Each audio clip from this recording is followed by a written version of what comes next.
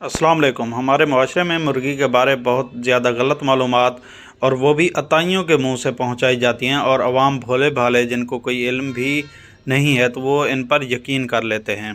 पहली बात तो ये है कि किसी उस बंदे का कोई मालूमात गलत मालूमात पहुंचाना या देना जुर्म होना चाहिए और इनको चपेड़े पड़ने चाहिए।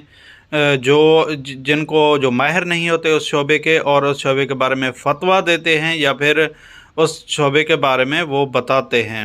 अब जैसे कानून के बारे में मशवरा वकील देगा, सेहत के बारे में उस सेहत के मामले का स्पेशलिस्ट यानी FCPS देगा, जानवरों के बारे में मशवरा हम DVM डॉक्टर देते हैं। तो इस तरह कोई मौलवी हजरात या कोई भी सेहत के बारे में या मुर्गी खाने या ना खाने के बारे में मशवरा नहीं दे सकता। कानूनन उसको कोई हक नहीं है और ये जुर्म होना चाहिए। तो क्या क्या गलत कंसेप्शन जो है, गलत मालूमात फैलाई जाती है माशरे में। पहली बात ये है कि मुर्गियों को ग्रोथ हार्मोन लगाए जाते हैं और दूसरी बात ये है कि स्टीरॉयड लगाए जाते हैं।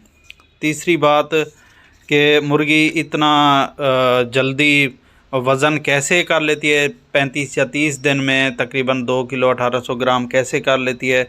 चौथी बात कि हराम इसको जो हराम खुराक खिलाई जाती है। और पांचवी बात यह है ये अपने पैरों पर खड़ी नहीं हो सकती।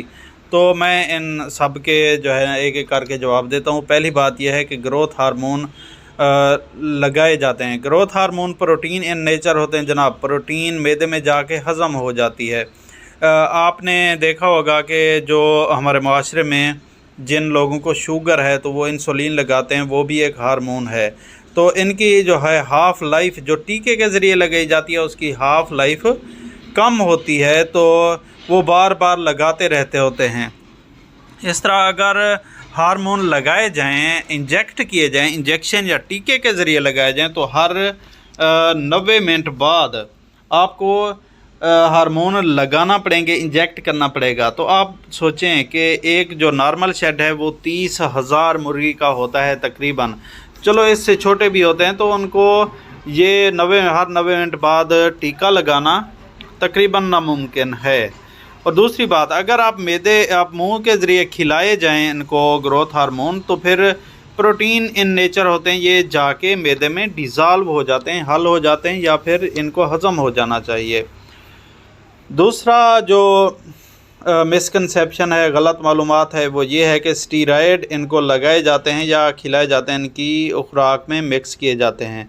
तो कोई भी बंदा स्टीरॉयड खा के कोई जानदार स्टीरॉयड खा के अकेला खा के वज़न नहीं बढ़ा सकता, तो साथ बहुत हैवी एक्सरसाइज करनी पड़ती हैं, तब जाके बॉडी बिल्डर जो हैं वो अपना वज़न बढ़ा पाते हैं। तो आपने कभी ब्रॉयलर जो शेड होता है उसमें जिम नहीं देखा होगा, तो मुर्गियां कोई वर्जिश नहीं करती जनाब। तो अटलांटा में सबसे बड़ा पोल्ट्री एक्सपो होता है और जौहर टाउन लाहौर में भी पाकिस्तान में पोल्ट्री एक्सपो होता है, जहां पे मुर्गी की खुराक और दूसरी जो इक्विपमेंट्स होती हैं वो बनाने वाली कंपनियां हिस्सा लेती हैं। उन्होंने कभी आके ये नहीं कहा कि हम स्टीरॉयड्स या ग्रोथ हार्मोन बनाते हैं, बेचते हैं। और इन चीज़ों की वैसे भी पाकिस्तान में सेल परचेज बनाने पर मुकम्मल पाबंदी है। तो जनाब ये अच्छा जी, दूसरी और तीसरी बात कि मुर्गी अपने पैरों पे खड़ा नहीं हो सकती। जनाब अगर आपने पैरों पे खड़ा नहीं हो सकती तो मेंढक छलांगे लगाता है, इसका ये मतलब तो नहीं है हम मेंढक खाना शुरू कर देंगे। ये मैं एंड पे बताता हूँ कि क्यों पैरों पे खड़ा नहीं हो सकती। और तीसरी बात ये है, बल्कि पांचवी बात, कि इतना वज़न ये कैसे कर लेती है। अपने पैरों पे खड़ा नहीं हो सकती और ये इतना जल्दी वज़न कैसे कर लेती है। ये इन दोनों बातों का जवाब जो है मैं अभी एक साथ ही देता हूँ। वो ये है कि जानदार आहिस्ता आहिस्ता इर्तिका के अमल से बेहतर होती आ रही हैं। जैसे पहले फ्रीजियन गाय या दूसरी गायें जो हैं पूरी दुनिया में वो 5 से 10 लीटर दूध देती थी, इस वक्त अमेरिका में फ्रीजियन 110 लीटर पे पहुंच गई है। वो ऐसे होता है कि आपके फार्म पे जानदार या जानवर कोई भी जानवर मौजूद है, आप उनकी कोई खसूसियात को पसंद करते हैं, जैसे दूध वाली, आप दूध वाली गायों की नस्ल बढ़ाते जाएं। जो गाय आपके पास ज़्यादा दूध देती है, फिर उसके बच्चा और बच्ची को आप रख लें। अब उस बच्चा और बच्ची के जो बच्चे होते हैं उनमें से जो कम दूध देती है आप उसको डिस्कार्ड कर देते हैं, ज़िबा कर देते हैं, और उनके बच्चों में से जो अच्छा दूध देती है वो रखते जाएं। मतलब इस अमल को सिलेक्शन कहते हैं, ये चुनाव कहते हैं। आप बेहतर से बेहतर का चुनाव करते रहते हैं और एक वक्त आता है आप मैक्सिमम यानी ज़्यादा से ज़्यादा पैदावार पर पहुंच जाते हैं। तो ये इस तरह हुआ है कि फीड कन्वर्जन रेशो होती है एक चीज़। तो फीड कन्वर्जन रेशो जिन नस्लों में या जिन अपना जीन्स में ज़्यादा होती है उन जीन्स को, उस नस्ल को महफूज कर लिया जाता है, बाकी को डिस्कार्ड कर लिया जाता है या फिर उनको ज़िबा कर दिया जाता है। तो इस अमल से जो है बेहतर से बेहतर वजूद में आती है। और दूसरी बात, यह अपने पैरों पे खड़ी नहीं हो सकती। तो जनाब चीज़ें जो हैं अपना जीन्स या जिनियाती लिहाज से मुख्तलिफ़ खसूसियात रखती हैं। मुख्तलिफ़ नस्लें मुख्तलिफ़ जानदार अपनी मुख्तलिफ़ खसूसियात रखते हैं। जैसे दाजल का बैल जो है वो ड्राट पर्पज़ के लिए या रेढ़ी वगैरह को खींचने के लिए ज़्यादा इस्तेमाल होता है। इस तरह कुछ बीफ ब्रीड हैं, मुख्तलिफ़ किस्म के नस्लों की मुख्तलिफ़ खसूसियात होती हैं। फ्रीजियन को आप ज़्यादातर दूध के लिए रखते हैं और जो इसको साहिवाल या चोलिस्तानी को समझ लें, ज़्यादातर ये गोश्त के लिए रखी जाती हैं। वैसे तो ये डुअल पर्पज़ ब्रीड हैं। तो इस तरह होता है कि ये मुर्गियां चलने फिरने, दौड़ने, भागने के लिए नहीं बनाई गई। इनको जिनियाती लिहाज से इस तरह से जेनेटिक इंजीनियरिंग के ज़रिए थोड़ी बहुत तब्दीली की गई है कि ये अपना वज़न बढ़ा सकें और उस शेड के अंदर मखसूस जगह पे ये रहती हैं। तो फिर ये बात भी तकरीबन कोई फजूल सी लगती है, जो अपने पैरों पे खड़ी नहीं हो सकती वो हमें क्या ताकत देगी। देखें जी, कोई भी गोश्त बग़ैर प्रोटीन के तो बन ही नहीं सकता, सबसे बड़ा सबूत ही यही है। तो फिर इनके गोश्त में प्रोटीन तो है।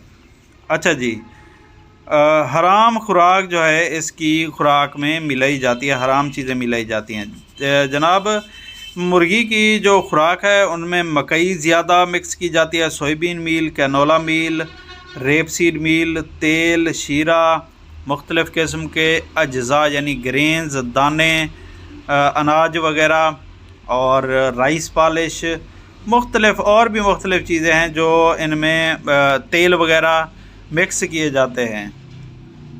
तो एनिमल प्रोटीन सोर्स, जो प्रोटीन जानवरों से हासिल होती है उसे एनिमल प्रोटीन सोर्स कहते हैं। वो ब्लड मील थोड़ी सी मिकदार में 1% से भी कम मिलाया जाता है। तो अच्छा जी, जो स्लाटर हाउस होते हैं, जानवर के जो ज़िबा खाना होते हैं, उनमें से ब्लड इकट्ठा किया जाता है, खून के खुलिये अलहदा किए जाते हैं।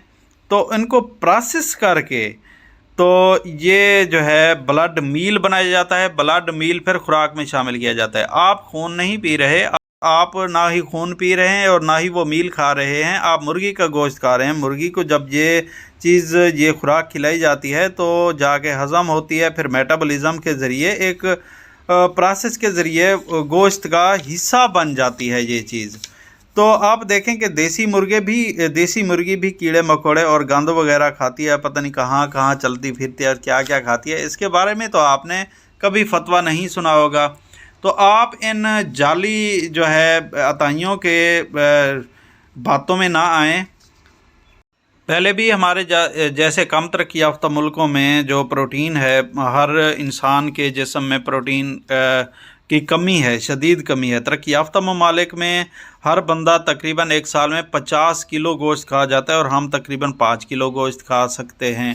तो अवेलेबिलिटी नहीं है गोश्त, दूसरे जो सोर्स हैं वो बहुत महंगे हैं। तो ये सस्ता और अच्छा सोर्स है प्रोटीन का, तो खाते रहें और खुश रहें। इसके अलावा पोल्ट्री फार्मिंग से लाखों करोड़ों ख़ानदानों और अफराद का रोज़गार जुड़ा हुआ है। तो ऐसा कोई प्रोपेगेंडा ना फैलाएं और ना ही किसी ऐसे बंदे की बातों में आएं। तो एक बात हमेशा याद रखें कि किसी भी चीज़ के बारे में मशवरा या एडवाइस जो है वो उस चीज़ का स्पेशलिस्ट ही दे सकता है। जैसे एक DVM डॉक्टर, एक न्यूट्रिशनिस्ट, एक जो BS पोल्ट्री के स्टूडेंट्स या प्रोफेसर होते हैं वो दे सकते हैं। Thank you very much. मिलते हैं अगली वीडियो में। अल्लाह हाफिज़।